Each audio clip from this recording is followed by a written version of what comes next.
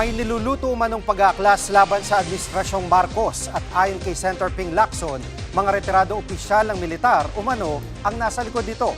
Nangunguna sa balita live si News 5 Cent correspondent Mian Los Baños. Mian, sino ang source ni Senator Lacson at anong detalye nito? Jiggy, may nakalat nga raw na impormasyon si Senate President Pro Tempore Ping Lacson na di umano may nilulutong People Power Revolution. Sa gitna nga yan ng mga kontrobersya na kinakaharap nila Pangulong Bongbong Marcos at maging ni Vice President Sara Duterte. Hindi na pinangalanan ni Senator Lacson kung sino yung kanyang source pero di umano may ilang mga retiradong opisyal ng militar ang nangre-recruit ng miyembro o yung mga active members ngayon ng AFP para magsagawa ng pag-aaklas laban sa administrasyong Marcos Jr.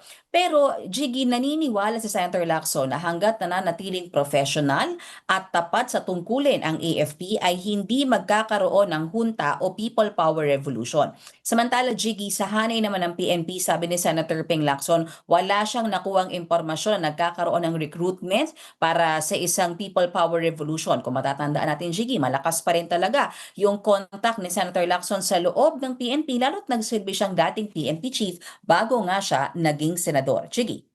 At Mian, kung di ako nagkakamali ay parang last year pa nagbabala si Senator Lacson tungkol sa may mga nagpaplano man ng military junta.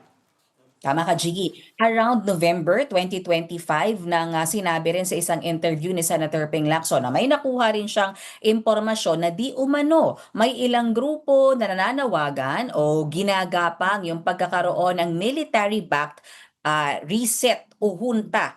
Pero yan, Jiggy, nangyari yan sa kainitan o sa gitna ng flood control scandal. Yan yung gustong mangyari ng ilang mga grupo di umano na magkaroon na lamang ng reset sa gobyerno o magkaroon ng junta. Pero hindi rin daw pumanig dyan si Senator Ping Lacson dahil naniniwala siya na pwede namang mapanagot yung mga nasa likod ng korupsyon na yan ang hindi nagkakaroon ng pag-aaklas sa gobyerno kundi naaayon pa rin sa ating konstitusyon. Jiggy.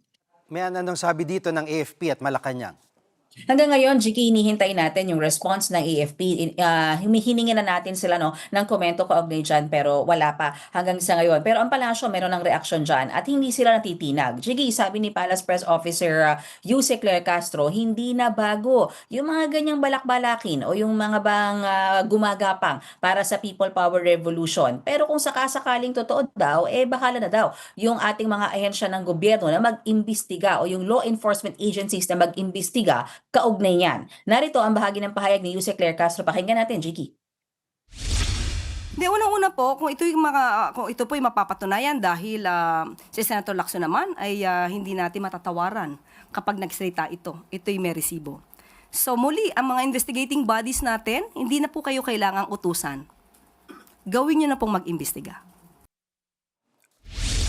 At Mian, technically, para bang inuutusan ba ni Yusek Claire Castro ang law enforcement para imbestigahan nga itong mga isyong ito?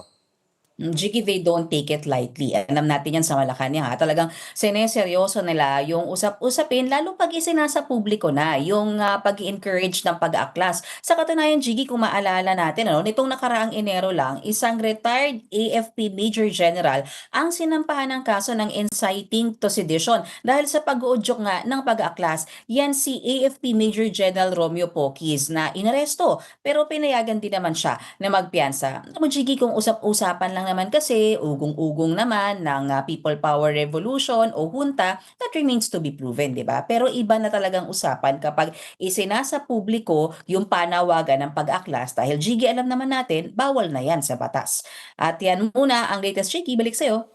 Yan ang ulat ni Mian Los Baños. Mga kapatid, Jiggy Manikad po, pagdating sa mahalagang balita sa loob at labas ng bansa, dapat una sa lahat, mag-follow at mag-subscribe na sa social media pages ng News 5.